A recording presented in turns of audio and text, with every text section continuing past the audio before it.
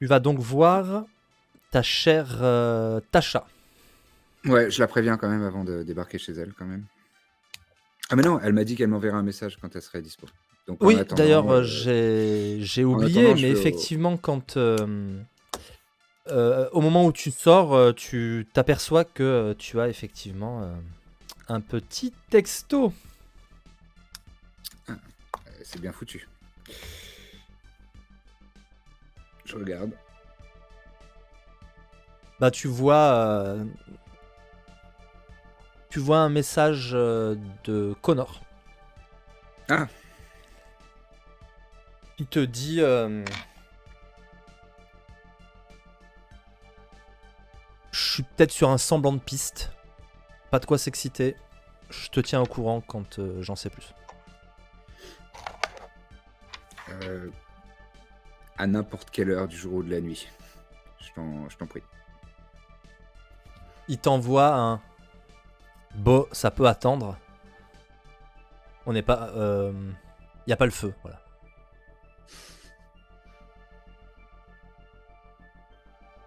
Et là, Et donc, je lui laisse un vocal, je dis, ah, ah, ah, très marrant. Ça le chien, va.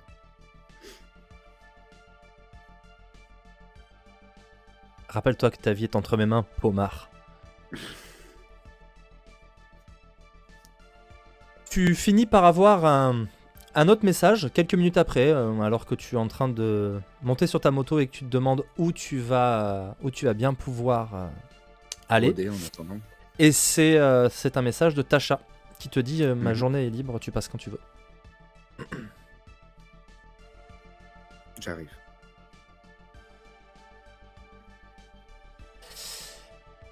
Tu vas traverser cette ville qui est toujours aussi charmante, toujours aussi animée, quelle que soit l'heure du jour ou de la nuit. Et tu arrives devant ce qui est le bas d'un méga building, puisque c'est là qu'elle vit. Le confort y est pas bien meilleur que dans les conteneurs. Il y a un poil plus d'espace. Le loyer est pas très cher. Mais tu sais que c'est un méga building, c'est quasiment 4 buildings qu'on aurait construits collés les uns aux autres. Tu sais, une façade, un comme ça, un comme ça, un comme ça. Il y a d'ailleurs une cour intérieure, ça fait un peu ça, hein, sauf que c'est démesuré. C'est des tours qu'on voit quand on est loin de Night City, elles dépassent vraiment par rapport aux autres. C'est des blocos monstrueux. Et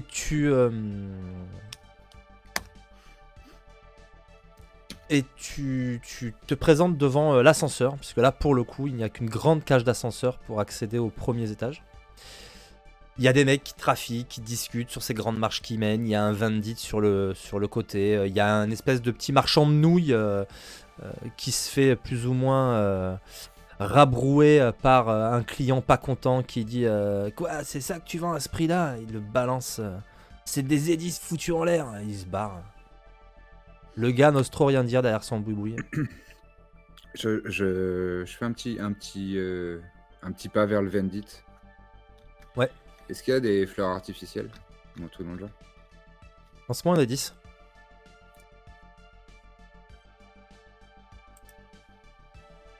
Cinq. 5.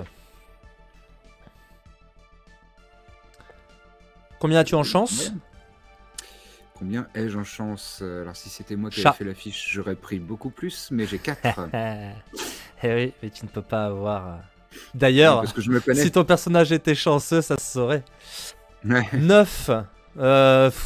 Écoute, il y a bien un sextoys d'une couleur douteuse, mais il n'y a malheureusement pas de fleurs artificielles. Des chocolats? Ça, des chocolats, oui. Il y a un paquet de Choco-Choc. Dans ta Allez, je tête, prends un paquet de Choco-Choc. dis-toi que c'est vaguement des chocobons. Des chocobons version beaucoup plus chimique, beaucoup plus sucrée. Voilà. Bah, je lui prends ça. Tu prends ton petit paquet de Choco-Choc et tu te diriges vers l'ascenseur. L'ascenseur te mène dans cette espèce de hall et tu n'as plus que quelques étages à franchir pour arriver devant sa porte. C'est un sol en béton avec des marches en béton. C'est très large comme ces espèces de balcons qui sont devant les portes des bâtiments. Tu as joué aux jeux vidéo? Oui, mais peu. Tu vois ta baraque quand tu sors? L'environnement Ouais. quand tu sors de chez toi au début? Mhm. Voilà, et ben en fait c'est ça. D'accord. L'appartement de V, c'est dans un méga building. Ok. Donc tu y trouves des petits commerces, tu y trouves voilà, des choses inhabituelles. Tu vois, il y a une espèce de mini terrain de basket avec juste un panier où il y a un mec qui fait des paniers, etc. Alors que tu passes à côté de ce gars qui, tu entends un mec qui vient de se jeter visiblement d'un étage dans la cour intérieure et qui tombe sur cette espèce de grillage qui a été installé peut-être pour éviter ce genre de choses. Et donc tu entends le bruit métallique, tu sais, du mec qui est tombé dessus et qui jure dans toutes les langues en disant ah c'est pas vrai, même ça j'y arrive pas. Et tu continues ton chemin pour arriver devant la porte de ta chère et tendre. Ça marche.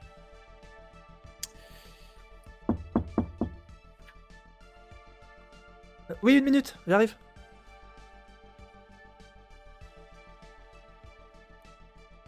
La porte s'ouvre. Elle a eu le temps de s'apprêter. Elle est fort jolie. Elle a les cheveux bleus. Une coupe qui fait très danseuse du Lido. Tu sais, une frange et un carré, vraiment le carré parisien, tu vois. Les cheveux sont d'un bleu pétard. Tu sais qu'elle a une tech shave. Donc elle peut changer de couleur si ça lui chante. De la même manière qu'elle a des lentilles polychromes. Et donc elle a les yeux d'un bleu assorti exactement à sa couleur de cheveux.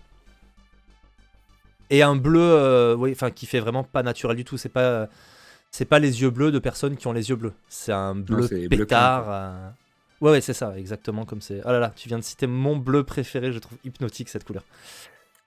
Elle a les lèvres avec un maquillage dans un ton de bleu. Et en fait, pareil, avec la couleur qu'elle a sur les yeux, tout ça fait un petit camailleux qui fonctionne assez bien. Et elle a une tenue aussi qui joue avec les différentes teintes de bleu, pastel, etc. Une espèce de petite robe qui fait un peu ancienne, avec une sorte de ceinture de cuir large, dans un bleu plus clair que celui de la robe. Elle a l'air de s'être fait belle.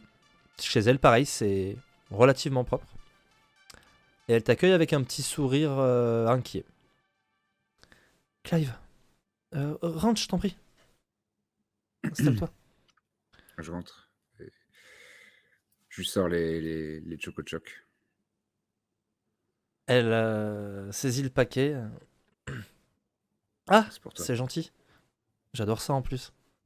C'est pas très bon pour la ligne. T'es très belle comme ça. Ouais, mais tu sais, non. Ah, enfin, oublie ça. Qu'est-ce que je te sers? La même chose que toi. Elle va à une espèce de machine qui se trouve dans sa cuisine. Et en fait, elle appuie sur un bouton.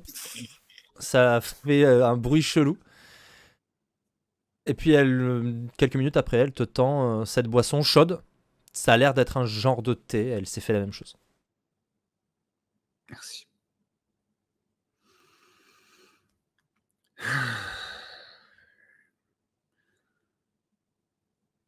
Ça me préoccupe que tu t'aies cru que je voulais te larguer comme ça.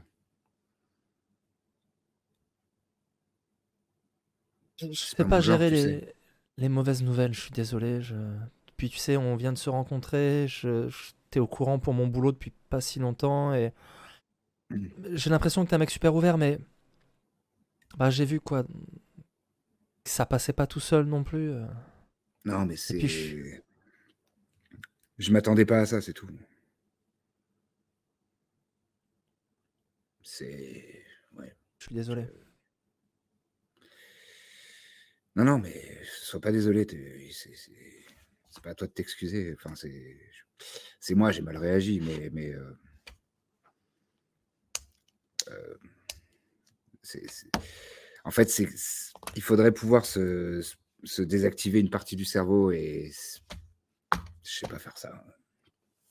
Mais bon, mais je suis pas venu te demander des comptes, t'inquiète. Je suis venu parce Attends, non, mais que c'est bien qu'on en parle. Mmh. Tu sens que dans sa façon de le faire, il y a une approche sincère. Mmh. En même temps, elle a l'air de saisir une occasion de pas parler d'un sujet qui l'angoisse énormément. Mmh. Et comme elle te disait, elle sait pas gérer les mauvaises nouvelles. Mmh. Est-ce que tu peux essayer de me dire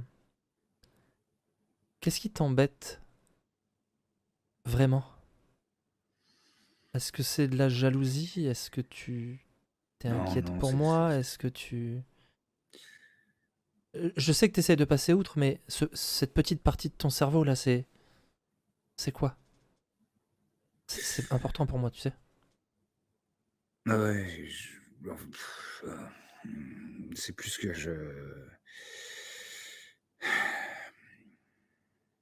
c'est difficile de pas se dire que tu fais ça parce que t'as pas le choix. Et je sais que il y en a il y en a plein pour qui c'est un choix et peut-être que toi c'est un choix et que c'est vraiment ton choix, mais c'est difficile.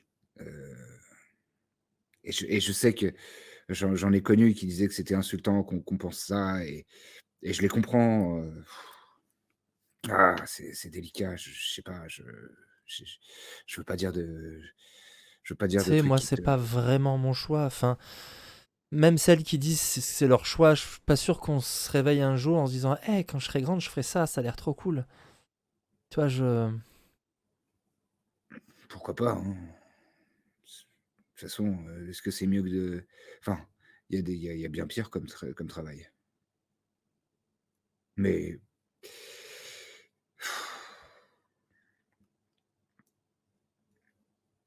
tu voudrais faire quoi d'autre? moi, j'aimerais. Non, ta sœur? Oui, toi? C'était une façon de dire. Tu laisses rien passer, hein. Non, Mais je crois que j'aime bien ça. T'es j'ai des bons attentif aux réflexes. détails. Mmh. Je crois que j'aimerais bien. Tu vas me trouver cliché. Oh, me dis pas actrice ou chanteuse. Bah, elle se tait. Bon, bah, dis-le maintenant. Quoi? Pourquoi Actrice ou chanteuse? actrice? J'aimerais jouer dans des vrais films. Mmh. C'est ce qu'on m'a fait miroiter au début, hein. On m'a dit, tu sais, si tu joues bien dans tes vertus, peut-être que tu finiras par attirer le regard d'un producteur. Tout le monde regarde ces trucs. C'est vrai, c'est vrai. Mais je sais pas, ça s'apprend, hein, c'est un métier, c'est pas facile comme métier. Euh, ouais, mais pareil que je suis pas mauvaise, hein. Tu sais, j'ai pris un peu des cours d'art dramatique sur le campus quand j'étais jeune. Eh ben, On est plein.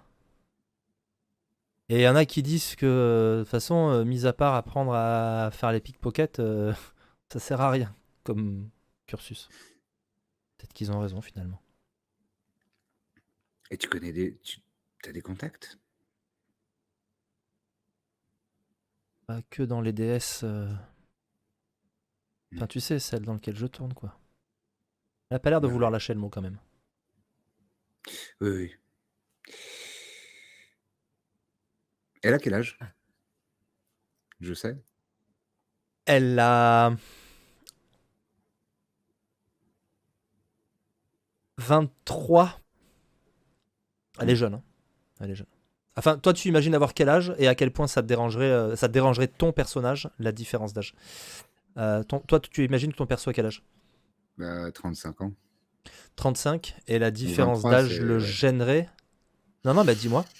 Non, faut pas que je prenne moi comme, comme, maître étalon. Non, 23, ça va. C'est jeune, mais... Sinon, voilà. Enfin, sinon, si ton personnage. Si tu me dis non, bah non, mon personnage, il se serait pas entiché d'une fille qui a 12 ans de moins que lui. Non, mais euh, si, ça peut... Puis Ok. les hommes, Ah, les hommes. hein. Cette Surtout dans race. Cyber. Ouais. Surtout dans Cyber. Non, mais t'es jeune encore. Il peut se passer plein de choses. Il peut se passer plein de choses. Bah, je te le souhaite. En fait, tu vas passer du temps avec elle, et du bon temps, Mm. au point que quand tu la quittes après avoir reçu un message de Jam qui te demande de passer chez elle, Mm. et qu'il est... Alors, je t'avais dit... Il est un bon 1h du mat. Ouais. Tu te rends compte que tu la quittes sans avoir abordé ce qui t'amenait chez elle. Et ouais. Bah, au moins, elle m'a changé les idées. C'est bien. Et une bonne demi-heure plus tard, te voici chez Jam.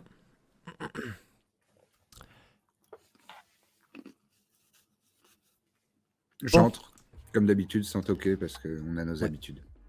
Tu enjambes le gars qui te voit passer et qui fait... Et il a l'air de réaliser que tu avais déjà gratté. Donc il économise, tu vois, il te dit rien.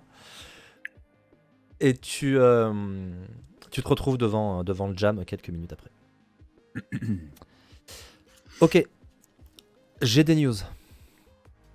Super. Enfin, Il y a un type... peut-être pas. Ça m'a pris un peu de temps, mais j'ai fini par trouver. Il y a un type de chez Biotechnica. Il s'est fait virer il y a un peu plus d'un an. Un peu moins de 2 même. Pour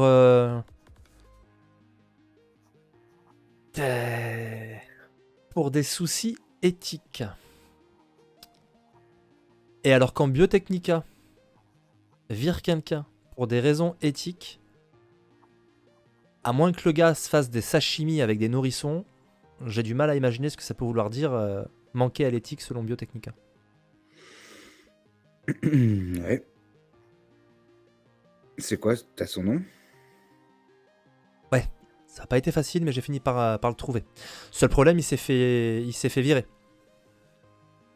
Je suis pas capable de te trouver son nom, mais je t'ai trouvé le nom de celui qui pourrait te le filer.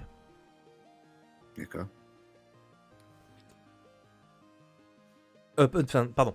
Je suis pas capable de te dire là où il crèche, Ah! mais je t'as suis son capable nom, de te... putain. Mais je peux te trouver celui qui... Son nom, c'est le docteur Acurio. Javier Acurio. Acurio, du coup. Elle essaie de le prononcer à peu près comme il faut. Curio. D'accord. Et donc, lui, il faisait dans la génétique, mais bizarre et un peu sale. Ingénierie biologique ou génétique, je suis pas une experte. C'est ce qui m'a semblé voir sur la fiche de poste que j'ai réussi à trouver. Hmm. Mais... ouais, il s'est visiblement fait limoger pour voilà, comportement contraire à l'éthique de la corporation. À mon avis, si tu vas voir Faceless, à l'empathie, lui pourra te dire où il crèche. Par contre, c'est un fixeur, quoi. Ce sera pas gratuit. À mon avis, il va te demander de faire un truc ou te payer très cher. Et comme je suis pas sûr que tu aies les moyens. Non. Mais je peux Mais t'arranger le rendez-vous si tu veux. Ouais, je veux bien. À moins que tu le connaisses déjà. Fais-moi un jet de connaissance de la rue. Déjà. Ah, j'adore. J'arrive. Tu me dis quand je peux. Tu peux. Et hop. Alors, tu ajoutes ta base. Ouais, mais ta base est bonne. Hein. Oui, ma base est bonne. Connaissance de la Hure. C'est quoi ces quartiers d'origine? Non, c'est pas ça. Non, il y a connaissance de la rue. Oui. Ma base... Ah, il n'y a pas le... C'est 10. Ok, donc 14. C'est 10, 14. Ok. Ouais. C'est le moment de te le dire. Tu peux claquer des points de chance. Oui. Autant que tu veux pour atteindre le seuil. Là, tu es à 14, c'est-à-dire exactement entre deux seuils, le seuil facile et le seuil moyen. Il faudrait réussir un moyen pour réussir. Voilà. Sinon, ça ne changera pas grand-chose. Hein. C'est juste est-ce que ton perso le sait ou pas. Non, mais je dépense. Et tu sais que dans cette version de Cyber, il faut dépasser strictement le seuil. Donc il faut faire 16. Ah, donc il faut 2. Ok, d'accord. Il en faudra 2, ouais. J'avais oublié. Ok. Je dépense donc mes 2 points de chance. Très bien, mais oui, bien 4. Sûr. Si tu me connaissais, tu saurais qu'il faut que j'ai beaucoup plus de points de chance que ça. T'inquiète pas. Tu vois tout à fait qui c'est. Mais oui, Faceless a l'humour d'une porte de prison. D'aucuns disent qu'on ne l'a jamais vu sourire. En tout cas, toi, t'es sûr de ne jamais l'avoir vu sourire. S'il y en a bien un qui pourrait pas faire de cinéma, c'est bien lui, parce qu'alors il a une expression à son attirail. Et c'est à peu près tout. Par contre, c'est un gars extrêmement bien rencardé. Et Faceless, il a cette réputation. Il est capable de filer des gros boulots. Et il est le marchepied de l'afterlife. C'est-à-dire que souvent, il file des missions qui, si on les fait avec style, ouvrent les portes de l'afterlife. Qui est vraiment le coin. C'est le coin de Rogue, la reine des fixeurs de Night City, une légende qui a côtoyé Johnny Silverhand. Et on rentre pas comme ça à l'afterlife en fait, il faut avoir ses entrées. Faceless, quand on fait du gros taf pour lui, il facilite ce genre de choses. Ça marche.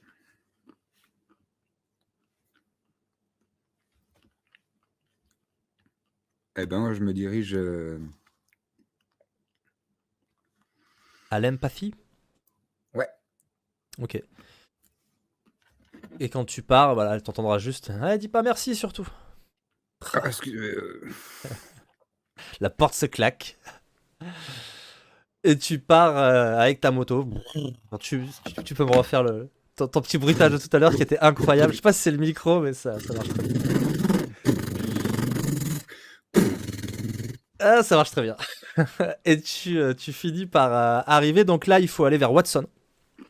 Plutôt au nord de Night City, en contournant toujours l'île du centre. Et te voilà, au bout de quelques temps, tu gares ton parking, il y a 2 malabars bien cybernétisés visiblement, qui surveillent ce parking.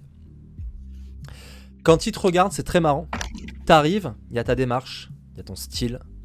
Ils te regardent, ils ont l'air tout de suite de capter que t'es un merc. Je suis de la maison. Voilà. D'ailleurs, je leur fais un signe de tête entendu. Ils te laissent passer. Et tu traverses les murs d'une boîte de nuit avec des danseuses et des danseurs qui ne sont pas nus, qui ont des tenues près du corps, mais pour le coup ils sont pas nus. Au comptoir, les gens sont habillés avec goût, soit chic, soit très tendance, de l'urban flash, très coloré, voilà. Il y a quelques meufs de style kawaii, donc inspirées du Japon, mais pareil avec des couleurs tous azimuts, et qui ont même des chirurgies, ce qu'on appelle la sculpture corporelle, qui les font ressembler pour certaines à des personnages de manga, donc des yeux démesurément grands. Enfin voilà, on est à la limite de la cyber ou de la modification corporelle exotique. Il y a un carré avec des barres de pole dance et 2 femmes et 2 hommes en diagonale, tu vois, les 2 hommes comme ça, les 2 femmes comme ça, qui dansent chacun autour de leur bar, etc., dans une espèce de tenue extrêmement moulante. Mais du cou au poignet. Voilà, les tenues sont moulantes, mais et la danse, c'est, pour peu qu'on aime le style, belle, bien exécutée. C'est assez élégant. Une ambiance un peu lounge. La musique est pas trop forte, mais suffisamment pour qu'on n'entende pas les conversations des gens qui parlent et qui prennent leur petit cocktail. Et le comptoir, donc, toi quand tu rentres, il fait tout le tour en fait sur la gauche, sur le mur de gauche, sur le mur d'en face. Et par contre, sur la droite, il y a un vestiaire qui est visible, hein, on pose sa veste, etc. Et au bout, il y a un couloir fermé par une double porte qui semble être l'accès d'une zone plus privée. Les serveurs, en revanche, ont l'air d'être plutôt tous au fond, sur le mur du fond. Les gens peuvent s'installer sur des comptoirs tout autour, mais il y a 2 serveuses. À leur façon de se déplacer, elles doivent être peut-être sur des rollers, voire des jambes cyber avec rollers intégrés. Parce qu'elles se déplacent, il y a un mec qui reste au bar, et elles se déplacent un peu sur tout l'angle, tu vois. Elles font tout le tour, quoi. Mais derrière le comptoir, toujours. Que fais-tu ?